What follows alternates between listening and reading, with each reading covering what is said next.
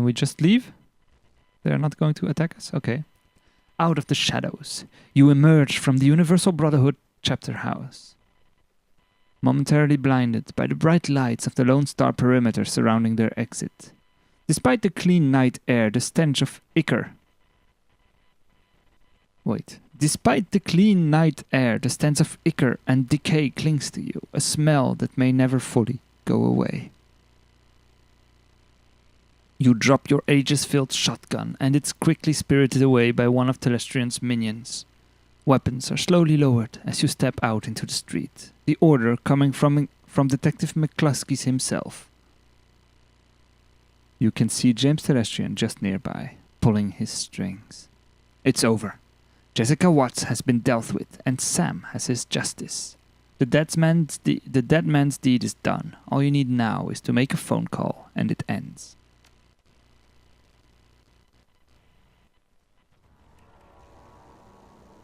Alright. Who can we talk to here? We can talk to no one except for James Telestrian III. Hello, sir. And after we broke up the ritual, Septaru chased Jessica into a small chamber where she was cornered by a couple of buggers. Guess they weren't impressed with her performance. They were about to eat her. And Septaru says something like, "I won't let them eat you, Jessica. You're coming with me. You're going to pay for what you've done." It was very dramatic. Then we splattered the bugs and handed her over to the UCAS FBI.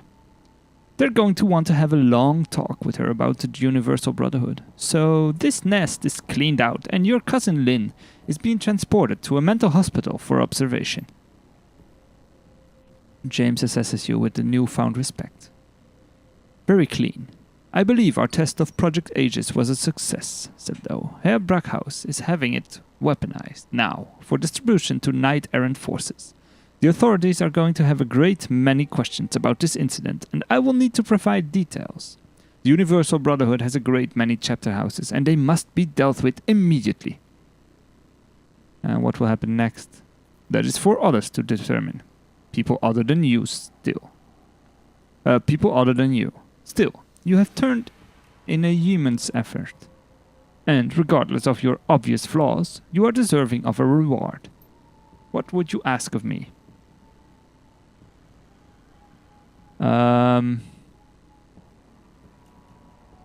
don't think he'd want my character guy here. He prefers to stay on his own. I don't want him to be Lone Star. I could take Lone Star because McCluskey is an idiot, but I'm not going to do. I'm going to ask for real money because I want to go far away now.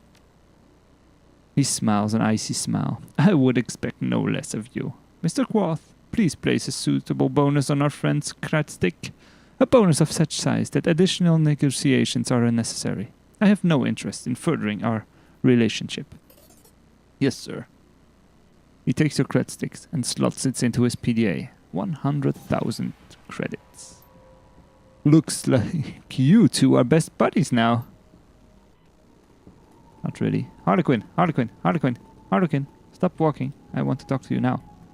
Hi. The painted elf is watching the scene unfolding around the Universal Brotherhood with a grimace. Well, kid, it's been fun, but I've seen everything I care to see today. I'm gonna get out of here. There a problem? He gestures at the crowd as he speaks. Look around. Note the members of the press being shuffled away by Universal Brotherhood spokespersons. Look around. Note the members of the press being shuffled away by Universal Brotherhood spokespeople to get a private briefing. The Brotherhood is connected. A damage control team is probably on the way right now. Does the press really matter?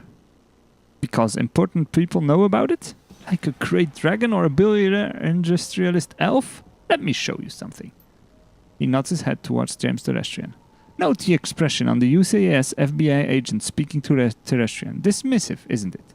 That's because there's no love lost between the UCAS and Tirtanger.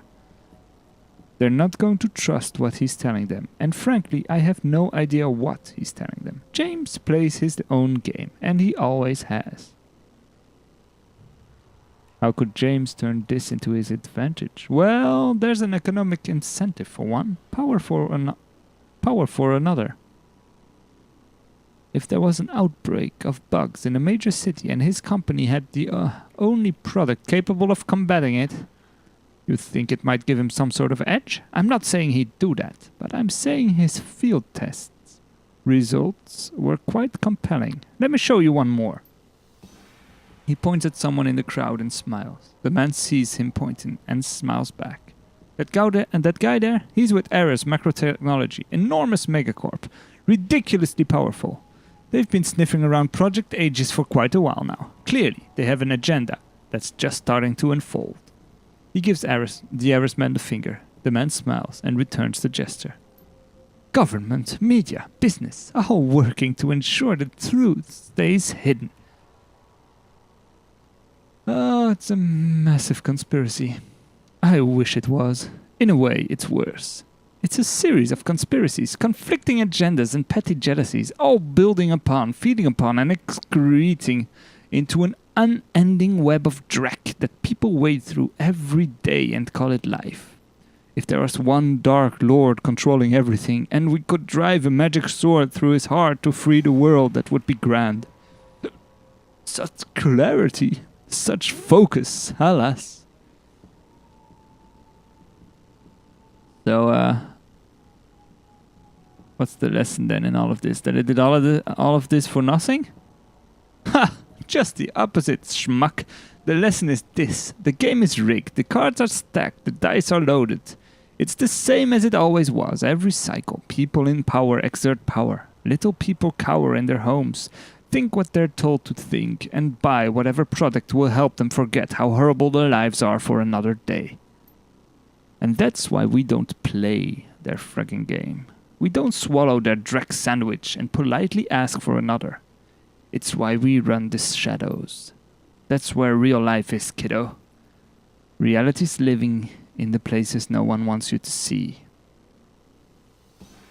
Okay, where's Herr Brackhaus? I thought he'd be here too. He flew back to Berlin. All sorts of things brewing there.